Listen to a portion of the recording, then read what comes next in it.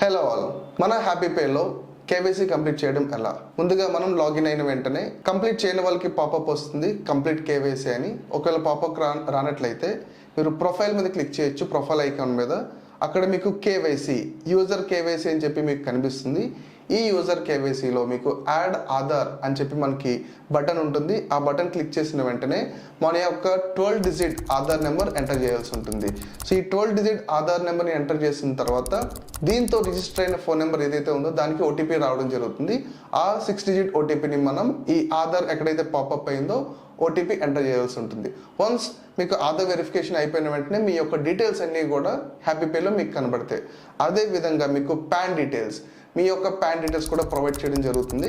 So ఇక్కడ మీరు మీ యొక్క పాన్ నెంబర్ అలాగే మీ యొక్క నేమ్ ఇవ్వాల్సి ఉంటుంది. ఆటోమేటిక్గా మీకు ఓటీపీ ద్వారా మీకు సేమ్ ఎలా అయితే ఆధార్ నుంచి ఇన్ఫర్మేషన్ వచ్చిందో మీ యొక్క పాన్ నుంచి కూడా డేటా అనేది ఫెచ్ అయిపోతుంది. ఎప్పుడైతే మీ ఆధార్లో ఉన్న నేమ్ అదేవిధంగా పాన్లో ఉన్న నేమ్ ఈక్వల్గా మ్యాచ్ అవుతుందో మీరు ఆటోమేటిక్గా కేవైసీ కంప్లీట్ అయిపోయినట్లే. ఒకవేళ ఎవరికైనా ఆధార్లో నేమ్ లేదా పాన్లో నేమ్ మిస్ మ్యాచ్ అయినట్లయితే ఇక్కడ మీకు రిపోర్ట్ అనే ఆప్షన్ ఉంటుంది, రేజ్ ఏ కంప్లైంట్ అని. మీరు మాకు మాన్యువల్గా మీరు రిక్వెస్ట్ రేజ్ చేయొచ్చు. మీ యొక్క డాక్యుమెంట్స్ మేము వెరిఫై చేసిన తర్వాత అడిషనల్ డాక్యుమెంట్స్ ద్వారా మీ యొక్క యూజర్ కేవైసీ మేము కంప్లీట్ చేయడం జరుగుతుంది.